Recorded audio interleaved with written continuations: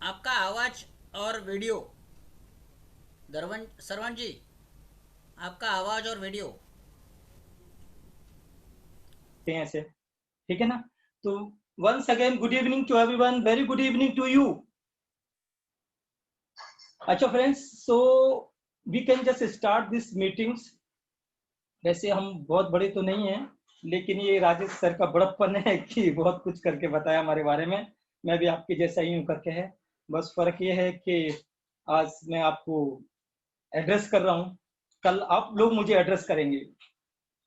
तो दोस्तों, आज मैंने ना एक्चुअली दो तीन चीज मैं एक स्टार्ट करने से पहले बताता हूँ कि आज मैंने दो चीज ऐसी नोट करी कि ये जो बिजनेस है, हमारे जो इंश्योरेंस इंडस्ट्रीज है ना, ये साल में कोरोना काल में इतना हिट करने वाला है कि लगता है कि पूरे इतिहास को ब्रेक कर देगा। ये इतना जबरदस्त काम होने वाला है। ये इस टाइम की एक पॉजिटिविटी है। और ये चीज ना, मैं आज भी एक गोल्ड पलावा में गया था एक पार्टी के साथ में, जो परसों ही मुझे फोन किए थे। और कल किसी संभाव उनका जो था अपॉइंटमेंट मिस हो गया था, और आज मैं उनके पास गया था। पॉलिसी तो बहुत ज्यादा बड़ी नहीं थी, 25 लाख की थी। लेकिन मैंने उनकी आंखों में ना एक डर का अभाव महसूस किया था। मतलब इतना डरे हुए हैं लोग आज के जमाने में, ये महामारी की वजह से, कोरोना की वजह से, कि हर आदमी चाहता है कि मैं कहीं पैसा डालूं या नहीं डालूं, लेकिन मैं अपना इंश्योरेंस जरूर करा लूं। So this is a very good sign of our industries. और इसी इंडस्ट्रीज को हम लोग, आवाज आ रही है? मैं ईयरफोन लगाने की जरूरत है कि ऐसी आवाज आ रही है आपको? इस ओके ना? ओके। तो ये जो इंडस्ट्री है इतनी पॉजिटिव है करके, ये साल मुझे इतनी पॉजिटिव दिख रही है कि बहुत ज्यादा है पॉजिटिव दिख रही है इसमें। तो ये चीज को हमको ना, इस अपॉर्चुनिटी को ग्रैब करना चाहिए। और जिसके पास में गया था, he was just 34 years, he is NRI. तो उनकी आंखों में मैंने आज ये डर महसूस किया था। मेरे को बोले थे, अंकल कुछ हो या ना हो, लेकिन इंश्योरेंस मुझे ना करना है। और मेरी बजट के हिसाब से ये मेरा बजट है, इसमें करके आप मुझे इंश्योरेंस दो। ये कोरोना काल चल रहा है, कल जाने कब क्या हो जाए। So that was his dialogue. तो वो चीज को हमको ग्रैब करना पड़ेगा, वो अपॉर्चुनिटी को अपने को ग्रैब करना पड़ेगा डियर फ्रेंड्स। क्योंकि हमारी इंडस्ट्रीज में क्या चलता है, सबसे बड़ी जो चीज है ना इंश्योरेंस इंडस्ट्रीज में, वो एक डर है। और जिस दिन लोगों के मन से ये डर निकल जाएगा ना, कोई इंश्योरेंस नहीं कराएगा। और आज वो माहौल बहुत बना हुआ है। हमको लोगों को डराना नहीं है, लोग खुद डरे हुए हैं। लेकिन इस कोरोना काल में हमको डरना नहीं है। हमको निडर होकर काम करना है, सावधानी के साथ काम करना है, गवर्नमेंट्स की गाइडलाइंस के साथ काम करना है। अपनी सुरक्षा का भरपूर ध्यान रख के हमको आगे बढ़ना है, काम भी करना है और डरना भी नहीं है। ये मेरा मैसेज है आप सब लोग के लिए, कि हमको बढ़ना है, काम भी करना है, लेकिन डरना नहीं है, लेकिन सावधानी के साथ में। दोस्तों, मैं आज अपनी बहुत पीछे लेके जाता हूँ। एक अपनी जो मेरा ये जो इतिहास है, जो पीछे चला गया है, जिसके कारण से मैं आज यहाँ हूँ। राजू जरा दरवाजे बंद कर दिया। तो जब मैं, I am just talking about in 90s के दौर में, जब मैं बॉम्बे में आया था। और बॉम्बे में आया मैं ऐसा है कि मेरे माता पिता की कोई मर्जी नहीं थी, कोई राजी नहीं थी उनकी कि मैं बॉम्बे आऊं, या बॉम्बे से मेरा कोई ऐसा रिश्ता था कि मेरे यहाँ पे बहुत सारे परिवार लोग रहता था, यहाँ पे हम लोग सेटल थे, हमारा घर था, क्या था, ऐसे नहीं था। बस एक जुनून था कि बॉम्बे में फिल्म स्टार्स हैं, बॉम्बे में फिल्म स्टार्स को देखना है। और चलो यार, और कुछ नहीं तो ऐसे ही करके आएंगे। मेरे मम्मी डैडी ने बहुत मना किया कि नहीं नहीं, आपको बॉम्बे नहीं जाना चाहिए, हमारा वहां क्या रखा हुआ है, ना घर है ना बाहर, आप क्यों जाना चाहते हैं वहां पे। मैं बोला कोई नहीं। तो हमारे एक ना दूर के रिश्तेदार थे, मतलब जैसे गांव होता है, तो दूर के रिश्तेदार थे। मेरी एक ताऊ की लड़की थी, उनके ससुर थे। और वो वहां पे जब भी आते थे हमारे गांव में, मैं उनकी बहुत सेवा किया करता था। मतलब उनको हुक्का भर के देना, उनको बीड़ी ला के देना, सब कुछ किया करता था। तो वो भी मुझसे काफी खुश थे। ये मैं जो है ना, कोई जो स्टोरी मैं अपनी जो बता रहा हूँ ना, कोई ऐसा नहीं कि ये मेरी कोई बनाई स्टोरी है।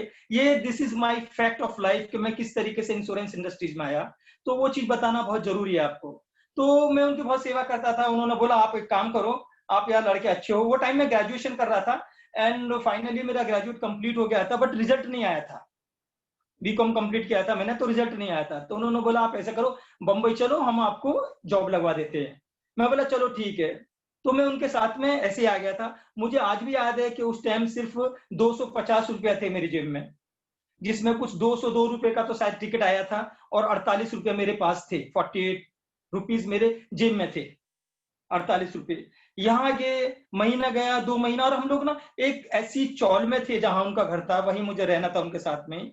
एक छोटी सी चौल थी जिसमें जो बाथरूम भी था उस चौल के अंदर नहीं था, मतलब उस घर के अंदर नहीं थे। हम बोलते हैं ना झोपड़पट्टी टाइप में जो होती है चौल होती है, तो ना तो उसमें कोई बाथरूम था उसके अंदर, और बाथरूम के लिए भी हमको ना बाहर जाना पड़ता था। कॉमन बाथरूम था। और जो धोबी घाट करके उस जगह का नाम था, कफ परेड के बाजू में ये बहुत बड़ी झोपड़पट्टी है, धोबी घाट करके उसका नाम है, कुलाबा रजक सोसाइटी। तो वहीं पे हम लोग रहते थे करके। और रूम इतना छोटा था, और वो टाइम में आई वॉज क्वाइट यंग, बहुत यंग था। तो हम लोग जमीन पे ही ऐसे कपड़ा वपड़ा या दरी वरी डाल के सोते थे। जब बारिश होती थी तो मैं कभी कभी तो उठ के बैठ जाता था, क्योंकि उसके ऊपर पत्रे होते थे। तो पत्रे, जब बारिश तेज होती है बम्बई में ना, तो इतने तेज आवाज आती थी, ऐसा लगता टर टर टर टर टर टर टर टर टर, और मैं उठ के बैठ जाता था, क्योंकि कभी आदत नहीं थी ना। गांव में इतने बड़े बड़े घरों में रहते थे, इसकी आवाज होती थी। और सोते सोते नींद जब आती थी ना, तो जब कभी मैं ऐसे करवट लेता था ना, ये तरफ से ऐसे करवट लेता था, तो मेरी एक टांग ना दूसरे पत्रे में जाके लगती थी, है, और इधर से लेता तो उधर लगती थी। तो हमारे बाजू में वो लोग थे जो केला बेचा करते थे, यूपी वाले लोग थे, भैया लोग थे, वो केले बेचते थे अपने झोपड़े में। और वो उनको बहुत गुस्सा आता था। तो उधर दिन ना मेरे ताऊ की लड़की से बोलते थे, आपके झोंपड़े में ना, झोंपड़ा बोलते थे, आपके झोंपड़े में ना बहुत जोर जोर से आवाज आता है, धड़ाम धड़ाम धड़ाम आता रहता है, कोई ना कोई लात मारता रहता है, हमको नींद नहीं आती है। लेकिन हम सोते सोते बेखबर थी, यंग थे, तो पाँव लगता था तो आवाज आती थी उनकी। तो इतना छोटा, मतलब कहने का मतलब है कि इतना छोटा घर था वो करके था। तो दोस्तों वहीं से हमने शुरू की। कॉमन बाथरूम था। कॉमन बाथरूम भी ऐसा कि कम से कम भी तो आधा पौना घंटा लाइन में खड़ा रहना पड़ता था मॉर्निंग के टाइम में। और कभी कभी तो कोई आदमी अगर 5-10 मिनट से ज्यादा हो गए तो दरवाजे में लात मार दिया करता था, लेकिन साला हींग खा के आया है क्या, ऐसा तक मतलब बात होती थी। तो वो परिस्थितियों में हम से थे। फिर थोड़े दिन के बाद हमको जॉब लगा, हमारा ग्रेजुएशन का रिजल्ट आ गया, कुछ होगा, जॉब लगा हमारा। जॉब लगा हमारा रिट्स होटल के अंदर जॉब लगा। तो जब मैंने अपॉइंटमेंट दिया करके, तो उन्होंने बोला भाई आपको पर्सनल डिपार्टमेंट में आपका अपॉइंटमेंट है, लेकिन जो पर्सनल डिपार्टमेंट का जो बंदा है वो 27 दिन के बाद रिटायर होने वाला है, और उसकी जगह पे आपको जॉब करना है। तो मैं बोला सर फिर 27 डेज में क्या करूंगा, मुझे तो बहुत जॉब की जरूरत है। तो उन्होंने बोला कि आप एक काम करिए कि आपको ना फिलहाल में ना, ऐसे हमको बोलना तो नहीं चाहिए, जो एडमिनिस्ट्रेटिव मैनेजर था उसने बोला बोलना तो नहीं चाहिए, लेकिन अभी ना फिलहाल में डिश वॉशिंग में जगह है। डिश वॉशिंग जानते हैं? डिश वॉशिंग जहां पे ना बर्तन धोए जाते हैं, होटल जब लोग खाना खाते हैं या बड़ी बड़ी जो खाना बनाया जाता है कुछ होता है, तो वो डिपार्टमेंट में एक जगह खाली है, और वहां को आपको बर्तन धोने का काम है 27 दिन। क्योंकि जो डिश वॉशर है वो आ नहीं रहा है, तो 27 दिन आप उधर करो, आपको सैलरी तो मिलेगी। उसके बाद से आप, हम लोग आपको पर्सनल डिपार्टमेंट में शिफ्ट कर देंगे। तो दोस्तों मैंने मेरे लाइफ का जो पहला जॉब था डिश वॉशिंग में किया था, बीइंग ए ग्रेजुएट। और वो टाइम में मैं अपना एलएलबी का पढ़ाई कर रहा था। मेरा all the way LLB half on the way था। तो वो करके मैंने डिश वॉशिंग का जो है मैंने वहां काम शुरू किया, 27 दिन काम किया। Then after they have shifted me in the personal department. Personal department में हम लोग गए।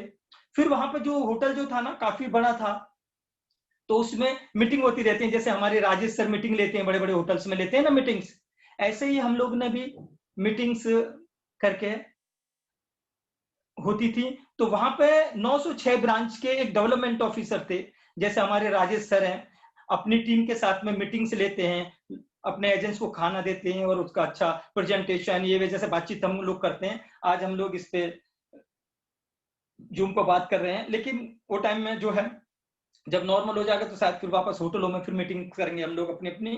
तो ऐसे ही करके उनकी मीटिंग हो रही थी करके, और खाना वाना खाने के टाइम पे वो डेवलपमेंट ऑफिसर ऐसी रिसेप्शन की तरफ, उस दिन मेरा रिसेप्शन में ड्यूटी था करके, तो रिसेप्शनिस्ट आया नहीं था, तो मुझे रिसेप्शन में भेज दिया था। तो हम लोग रिसेप्शन में ड्यूटी कर रहे थे, तो डेवलपमेंट ऑफिसर आया मुझसे, तो बात करने लगे। तो आप तो जानते हैं गुरु लोग जो होते हैं, डेवलपमेंट ऑफिसर जो हमारे गुरु होते हैं ना, उनको भी बातचीत करने का हमारी तरह बहुत आदत होता है। Due respect of Rajesh sir है, तो वो जो डेवलपमेंट ऑफिसर हैं उनको भी बात करने का आदत होता है, हमको भी होता है, और हम तो बहुत ही ज्यादा टॉकी थे, बातचीत करने में बहुत ज्यादा बातचीत करते थे हम भी। तो क्या हुआ दोस्तों कि उन्होंने बातचीत करी, उन्होंने मुझे एजेंसी के बारे में समझाया, एजेंसी के बारे में समझाया कि आप एलआईसी की एजेंसी क्यों नहीं लेते हो, आपको इतना अच्छा नॉलेज है, इतना अच्छा बात करते हो, इतनी अच्छी इंग्लिश आप बोलते हो करते हो। तो बोला, तो हमने बोला चलो ठीक है, ऐसे हम लोग देख लेते हैं करके। तो वो हिसाब से हम लोग ने एजेंसी ले लिया।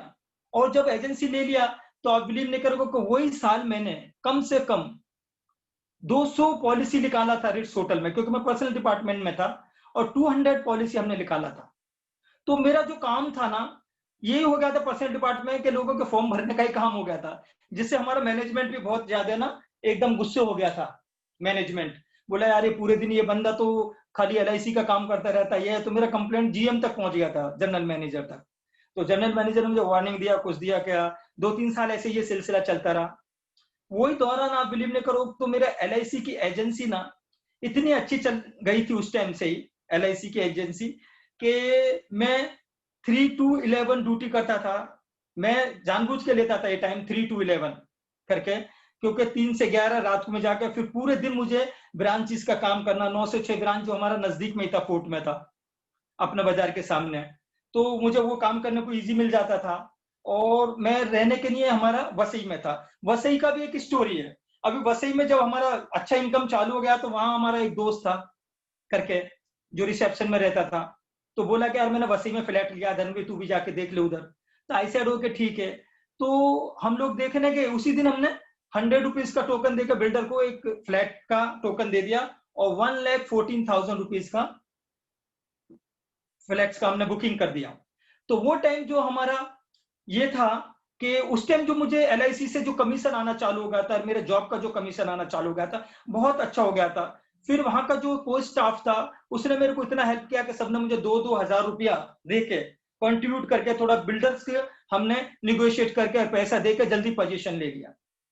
अभी वो जो पोजीशन लिया है तो दोस्तों जब मैंने वसई में शिफ्ट किया तो वहां से तो हमारी समझो बहुत अच्छा चलने लगा, क्योंकि विराट ट्रेन मतलब एक ऐसा साबित हुआ, जो विराट ट्रेन है ना, इतनी अच्छी विराट ट्रेन होती है कि आपको रिट्स होटल यानी कि चर्च गेट से वसई आना, और कभी हमारी मॉर्निंग में शिफ्ट होती थी, कभी आफ्टरनून होती थी करके, शिफ्ट भी चेंज होती रहती थी।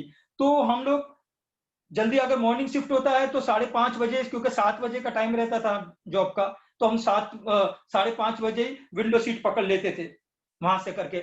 और जितने लोग बैठा करते थे वहां पे, जितने, क्योंकि लोगों से सब दोस्ती हो गई, ट्रेन में रोज रेगुलर आने जाने लगे, मैं उनसे ही कन्वेंसिंग करता था, उनसे ही कन्वेंसिंग करता था। और उस जरिए से मैंने लोकल ट्रेन से, विराट से मैंने बहुत अच्छा बिजनेस किया। यानी कि हमारा बिजनेस ही वो विराट ट्रेन का हो गया था। कभी शिफ्टिंग में कभी कोई मिलता था, कभी कोई मिलता था, क्योंकि लोगों को बदलते रहते, कुछ होते रहते थे। और वहीं हम लोग पूरा 1.5 घंटा 1 घंटा लगता था पूरा ट्रेन में चर्चगेट से आने के टाइम में, और पूरा विराट ट्रेन से मतलब बहुत बहुत ज्यादा हमने बिजनेस किया। और दोस्तों मुझे बताते में बहुत खुशी हो रही है कि मेरे विराट ट्रेन से और वसई के रहने की वजह से अभी जो मैं 70 लाख रुपीज का प्रीमियम लेकर आया था, वही वसई की पार्टी थी, वही वसई की पार्टी ने 70 लाख का मुझे प्रीमियम दिया कि जैसे जैसे हमारा ग्रोथ होता गया वैसे वैसे उनका ग्रोथ भी उनका होता गया। तो दोस्तों ये जो चीज है ना, हमको लगता है कि जो लोग लॉन्ग डिस्टेंसेस पे रहने वाले हैं ना, तो क्या होता है कि ट्रेन के अंदर आपको ना बहुत टाइम मिलता है, उनसे लोगों से दोस्ती बनाइए, उनसे आपकी जान पहचान हो जाती है। और जो लोकल ट्रेन वगैरह के ना इतनी दोस्त हो जाती है कि कभी अगर आप आगे पीछे भी हो जाते हैं ना, तो भी वो आपके लिए जगह रिजर्व करके रखते हैं, वो लोग जगह रिजर्व करते हैं। और कभी आप देखा कि गेट के बाहर है तो अंदर बुला लेते हैं, फिर एक के बाद ये वो है, ये वो है, ये वो है करके। किसी जमाने में, मतलब अभी तो बहुत कम है, लेकिन किसी जमाने में मेरा जो बिजनेस था सब वही था कि विरार, वसई, नाला सुपारा, वहीं तक का बिजनेस था कि रास्ते में उनके साथ उतर के उनके घर चले जाने का, चाय पीने का, पूरा हमारा कन्वर्सिंग ट्रेन में चालू हो जाता था, पूरा बातचीत हो जाता था ट्रेन के अंदर। और वहीं जाके उनके घर पर जाके चाय पानी पी के जो भी छोटा मोटा पॉलिसीज होता था वो निकाल ले करते थे। दोस्तों बहुत तकलीफ तो हमने बहुत उठाई, हमारा कुछ नहीं था। विरार से, वसई से हमारा सफर चालू हुआ जब एजेंसी में बहुत अच्छा पैसा मिलने लगा। बहुत अच्छा पैसा मिलने लगा। और जिस दिन मुझे ऐसा लगा कि यार अभी मेरा जो रिन्यूअल कमीशन जो है वो it is better than my job salary, तो उस दिन मैंने फिर वहां से रिजाइन कर दिया और इस धंधे को मैंने फुल टाइम, इस बिजनेस को फुल टाइम अडॉप्ट किया। और उसके बाद से वसई से हम लोग वापस, मैंने मीरा रोड में घर खरीदा, आई सोल्ड इट। देन फिर ठाकुर कॉम्प्लेक्स में, ठाकुर कॉम्प्लेक्स के बाद ठाकुर विलेज में, और आज इस एजेंसी के जरिए ही हमारे पास 2 ऑफिसेज हैं, 3 फ्लैट्स हैं, और नोएडा में भी बहुत सारी है। तो ये जो प्रोफेशन है it's a gold mine profession. तो ये जो चीजें है ना, हमने मतलब बहुत ही, और किसी जमाने में आपको शायद होगा कि जब मैं पढ़ाई करता था गांव में, किसी जमाने पे मैंने ठेले पे भाजी तक बेची है, सब्जी भी मैंने बेची है। इतनी हार्डशिप की है कि मैंने बर्तन मैंने साफ किए होटल्स में, इतना एजुकेशन होने के बाद बावजूद भी। और मेरे गांव में वेकेशन होती थी हमारी, जब छुट्टी पड़ती थी कॉलेज के टाइम से, स्कूल के टाइम से, तो वो पीरियड में हमने वेजिटेबल्स, ठेले पे वेजिटेबल्स भी बेची है। मुझे ये बताने में कोई शर्म नहीं आती है, कोई शर्मिंदगी नहीं है, लेकिन बहुत हार्डशिप से गुजर के, लेकिन फाइनली जब से एलआईसी ने हमारा हाथ पकड़ा है और हमने एलआईसी को अपने माता पिता जैसा समझा है, अपने पेरेंट्स जैसा समझा है, जब से हमारी पूरी तकलीफें एकदम दूर हो गई दोस्तों। तो एलआईसी जो एक बिजनेस है ना, एक इतना अच्छा बिजनेस है कि इसके सामने कोई भी ऐसी इनकम नहीं है कि आप जिसको कंपेयर कर सकते हैं। दूसरी बात, ये बिजनेस के जरिए देखिए, हमने, आपको तो मालूम है, आपकी ब्रांच का है तो मुझे कोई बताने की जरूरत नहीं है, एवरीबॉडी नोज अबाउट मी कि मैं कैसा बिजनेस करता हूँ, क्या करता हूँ, क्या नहीं करता हूँ। लेकिन ये बिजनेस को जितना आप एथिकली करेंगे ना, है, उतना अच्छा रहेगा। एक चीज और भी आपको मैं टिप देना चाहता हूं कि बिजनेस में, कि आप ज्यादा से ज्यादा ना अपने रेसिडेंसीज चेंज कीजिए। इस चीज का ना बहुत बड़ा असर पड़ता है। वो कैसे पड़ता है? रेसिडेंस चेंज कीजिए, लेकिन लोगों को मत भूलिए, वहां के लोगों को। तो वहां जो मेरा एक, जहां जहां मैं रहा हूं ना, वहां जो जिस तरीके का बिजनेस रहा, मेरा एक लिमिटेड बिजनेस रहा। लेकिन जैसे जैसे मैंने हिम्मत करके और रिस्क लेके, जोखिम, सी, बड़ा घर खरीदना, अच्छे एरिया में रहना कोई रिस्क नहीं होता है, क्योंकि इसमें 100% विन विन सिचुएशन अपने होता है। आज मैं सोचूं कि मैं 2 करोड़ 3 करोड़ रुपया फॉर एग्जाम्पल लोन ले रहा हूं और बड़ा घर ले रहा हूं, तो इसे रिस्क नहीं माना जाएगा। क्योंकि एक जो लाइबिलिटीज हम लोग लेते हैं, एक रेस्पॉन्सिबिलिटी जब हम लोग अपने सर पे लेते हैं ना, तो उसे फुलफिल करने का अपने को पूरा वो रहता है कि मैं ये चीज को फुलफिल करूंगा और मैं लूंगा। तो ऐसे करके मैंने जो फर्स्ट प्रॉपर्टी जो मैंने लिया था एलआईसी की इनकम से, 1,14,000 रुपए में मैंने प्रॉपर्टी लिया था। तो मैंने देखा कि वहां का जो बिजनेस है अभी थोड़ा सा ना शेटुलेटेड हो गया है, क्योंकि मैंने वो पूरे एरिया को कवर कर लिया था।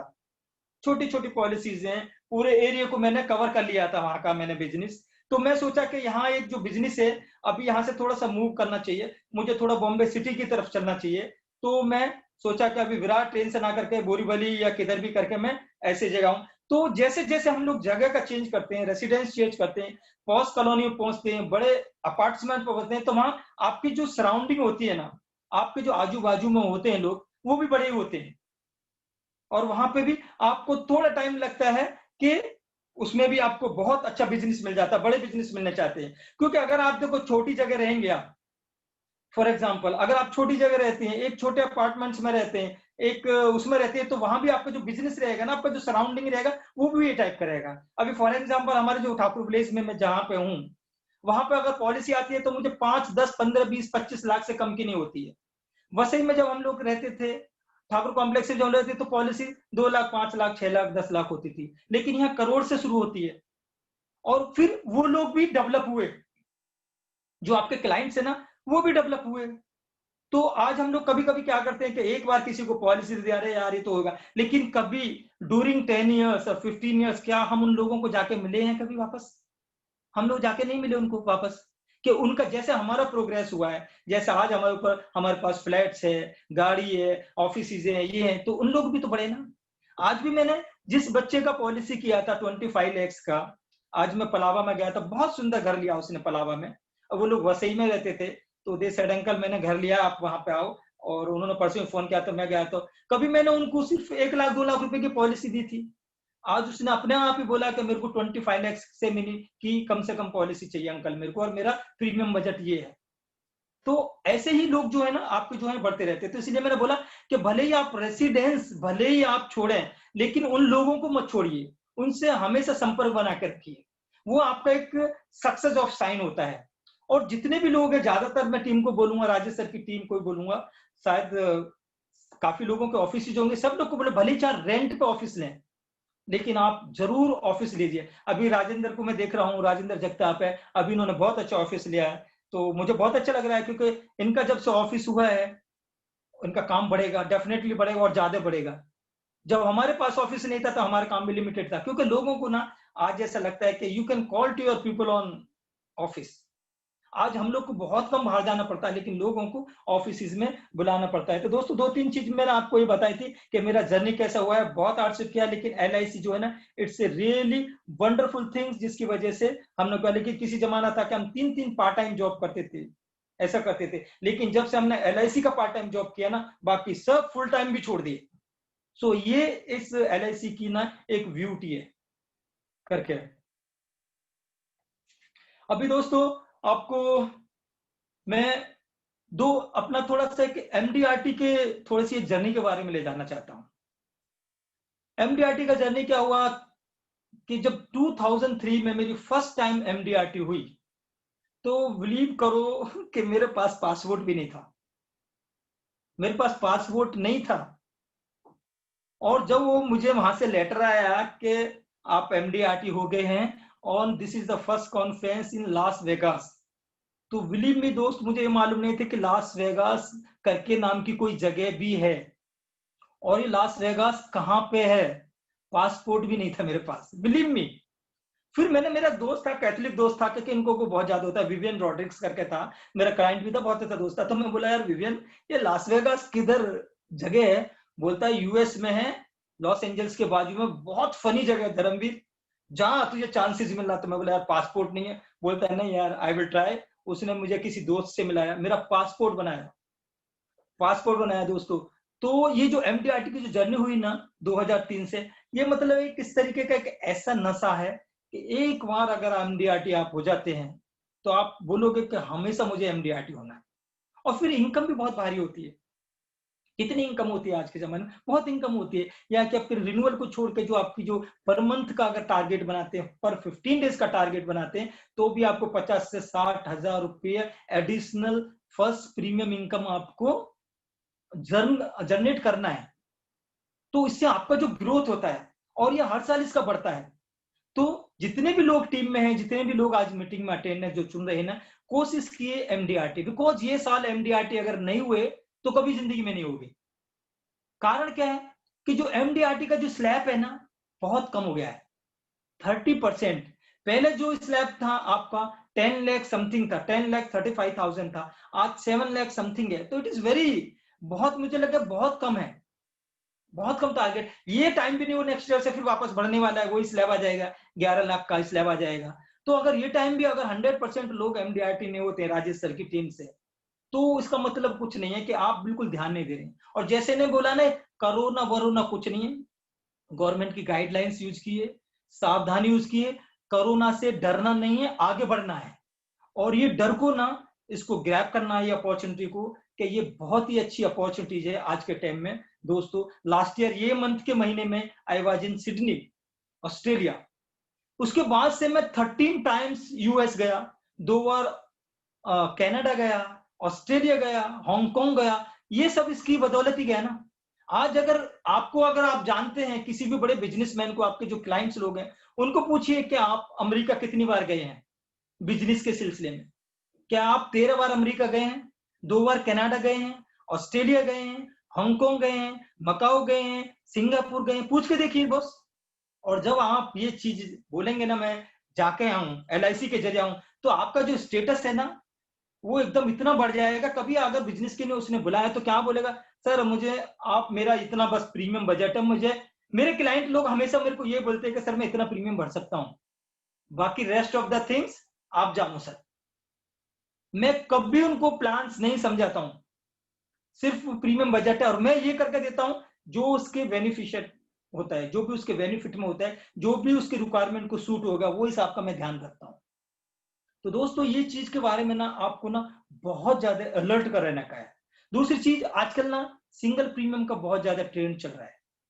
आप नहीं करोगे, कोई दूसरा करेगा। आप ये बिल्कुल मत छोड़ो कि जो आदमी आपसे रेगुलर प्रीमियम ले रहा है, वो आदमी सिंगल प्रीमियम नहीं लेगा, वो कहीं दूसरे से सिंगल प्रीमियम लेगा और आप ही को पूछेगा कि सर ये सही है क्या? मैंने लिया है, मेरा आपने तो बताया नहीं लेकिन मेरे दोस्त ने दिया, ये सही है क्या? आप ही को दिखाएगा सर्टिफिकेट और आपसे कंफर्म करेगा। और ऐसा नहीं है कि जो आदमी सिंगल प्रीमियम लेगा वो रेगुलर नेक्स्ट ईयर नहीं लेगा, वो रेगुलर भी लेगा। तो ये ट्रेंड को ना बिल्कुल मत जाने दो। बहुत से लोगों को जो परहेज होता है ना, आज देखो ना आप कितना भी, दूसरी चीज ना, आज इसका एलआईसी का भी कितना माइंड चेंज हो गया है, कितना चेंज हो गया है कि सिंगल प्रीमियम वालों को एकदम हाथों पर रख रही है। हम्म भले ही आप एक प्रपोजल लेकर आओ कितना, और जो रेगुलर ला रहा है उसको तो मालूम है तो करने वाले हैं। क्योंकि एलआईसी को क्या लगा कि रेगुलर प्रीमियम जो है ना, ये लोग अपने लिए कर रहे हैं। हालांकि ऐसा नहीं है, हमको रेगुलर प्रीमियम करना चाहिए, लेकिन अगर सामने वाले का ऐसा मनसा है, अगर वो उसके दिल में आ रहा है कि यार मुझे कोई ऐसी पॉलिसी बताओ जिससे मेरा कुछ इनकम भी चालू हो जाए, और ऐसा मुझे प्लान बताओ जिससे मुझे एक बार डालना पड़े, रेगुलर तो चल रही है धर्मवीर, ये रेगुलर तो चल रही है, वो तो डालूंगा, लेकिन अभी टाइम भी मेरा एफडी में इतना पैसा है, ये है, तो इसको कहीं अगर एलआईसी में लगा सकते हैं। तो आप अगर बोलोगे सर जीवन लाभ ले लो 50,000 रुपए साल का ये आएगा, तो वो कभी नहीं सुनेगा, वो लगा ये अपने मतलब का बात करेगा, वो बात ही नहीं करेगा फिर। ना वो आपका जीवन लाभ लेगा, ना जीवन शांति लेगा, और ना 10 लाख रुपए डालेगा। लेकिन हाँ, next within a week के अंदर वो 10 लाख रुपए कहीं दूसरी जगह डाल के आपसे कंफर्म जरूर करा लेगा कि सर ये सही है क्या गलत है, मेरा एक दोस्त देके गया है। तो दोस्तों ये चीज का आप ध्यान रखना है। जी, we will be back again. ये अपना मीटिंग जो शेड्यूल है वो खत्म हो रहा है। Same ID, okay. Same password, आप हम लोग बैक करेंगे, ठीक है? Same okay ID, okay fine. Same ID, same password. So okay fine. सभी को रिक्वेस्ट है कि वापस एक बार ज्वाइन हो जाए। और किसी को क्वेश्चन वगैरह कुछ करने का है, कोई भी डाउट्स या कुछ भी है ना, तो I am there to handle. बहुत आपको सारे कोई हैं, भी ऑब्जेक्शन बहुत सारे या बहुत सारे हैं, हम लोग करते हैं।